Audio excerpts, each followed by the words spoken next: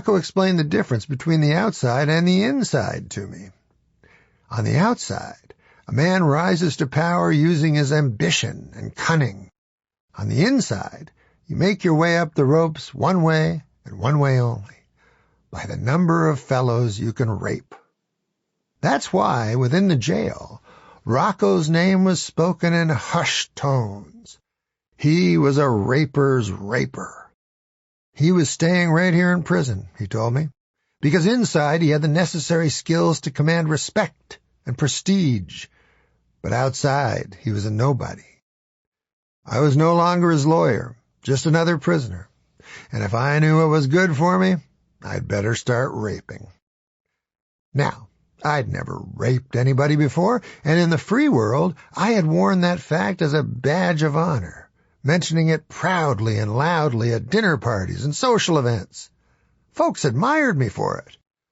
Say what you will about old Norm, my friends would often say, but he won't rape you. Every time I heard that, it'd make me feel good inside, like a warm shot of whiskey. But here in the penitentiary, the rules had been turned upside down. I wanted to fit in, but the problem was that I didn't care much for sex with men. I liked men fine when it came to watching football games with them and eating Cheetos and playing video games, but when it came to having sex with them, I just had to grin and bear it. You got it all wrong, Norm, Rocco explained. Rape has nothing to do with sex. It's all about power, buddy. I gotta admit, when Rocco first told me that, I thought it was about the damn foolest thing a man could say. But the more I chewed on it, the more sense it started to make. Rape was all about making the other guy feel small. Then I'd look big and strong beside him. I'd done similar things in the free world plenty, spraying a handful of quarters onto a busy thoroughfare and laughing as the homeless bums dodged cars and trucks to earn their supper. I had always felt really big inside when I'd done that, and apparently that's what raping a fellow in prison felt like, or so Rocco told me. So I made up my mind then and there that as soon as the opportunity availed itself, I would take ungentlemanly advantage of some hapless prisoner.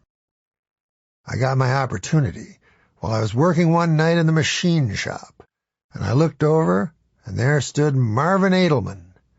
Marvin was doing a 5-year bid for securities and exchange fraud. He had large black glasses, thinning gray hair, and whiskers that made him look just like a rodent with large black glasses. I shouted at him loud so all my fellow inmates could hear. "Hey, Edelman, I'm going to rape you the same way you raped the people who invested all their money in your Ponzi schemes. The only difference is, whereas you raped them in a metaphorical sense, I'm setting out to—" I stopped my speech. Marvin had fled. I had made the biggest mistake of the novice raper. I had made my intentions known.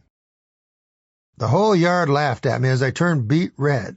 I took off in an embarrassed rage, determined that I would rape Marvin Edelman before the sun touched the horizon.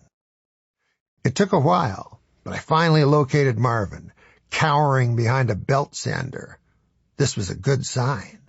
Whenever a guy is cowering, you know you have the upper hand. I started chasing him, but he was fast and elusive, like a jackrabbit wearing large black glasses. I'd run at him full speed, thinking I finally had him, but at the last moment he'd duck to his left or his right, and I'd go crashing into a wall. I was dog-tired and gasping heavily when I finally got him cornered, and as I made a final lunge toward him, I tripped and hit my head on a belt sander. I don't know how long I was out, but when I regained consciousness, the first thing I heard was the laughter. I looked around, and all the prisoners were beside themselves with delight, laughing and poking each other in the sides. The only man who was not laughing was Rocco. He sat in a chair way in the back, but he was close enough that I could see the disappointment in his eyes. I couldn't make sense of any of it, but then I turned around and saw what had the boys in the black and white pajamas convulsing in this mass paroxysm of mirth. There behind me was Marvin Edelman, all 130 pounds of him. And what do you suppose Marvin was doing that was so funny that he had everybody busting a gut? Well, he was raping me, that's what. He was raping the hell out of me. You know, I had never understood the concept of irony before, but I guess that this was it all right, and I was not a fan. Get the hell off me, Edelman. And enough with the raping, I said. Why should I? Yeah, why should he? The prisoners repeated as one. I was starting to feel pretty powerless, so I had to think, and think fast. I'll tell you why, I said, because if you don't cut out the raping and pronto, I'll go to my cell and get my handmade knife, and that'll be the end of you. I made a mental note to fashion myself a handmade knife when I got back to my cell.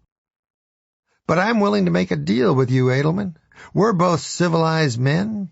You quit raping me right now, and there'll be no hard feelings. And you won't see a reprisal rape out of me either. I promise you that. Marvin stopped his raping for a minute, and I could see by the look on his face he was turning the offer over in his mind. I don't know, he said. I kind of like this feeling of power. But rape isn't about power, Marvin. You've got it all wrong. It's about sex, don't you see? I could tell this was confusing Marvin. And that gave me just the time I needed. I slammed my elbow into his spectacles. I'm blind, he screamed. And you're raped as well, I said triumphantly, and I began my savage reprisal rape of Marvin Edelman, prisoner 6020311. Now who's raping whom, I asked. Edelman must have thought this was a rhetorical question because he just whimpered and cried, and my non-rhetorical question hung awkwardly in the air, unanswered, before I proclaimed, I'm raping you, that's who. Just then a guard showed up. You've done your time, Macdonald, you're free to go. I am, I asked. I thought I was in for 40 years. Nope, 4 months. Well, I'll be damned. We all had a good laugh at that one. Hey, how about this? If I had a gun to my head and had to pick a vice presidential candidate to have sex with, I would choose Sarah Palin and Spiro Agnew. Remember Spiro Agnew? Do I remember him? Hot piece of ass. You know what I would like to hear? A poem. Do you have a poem?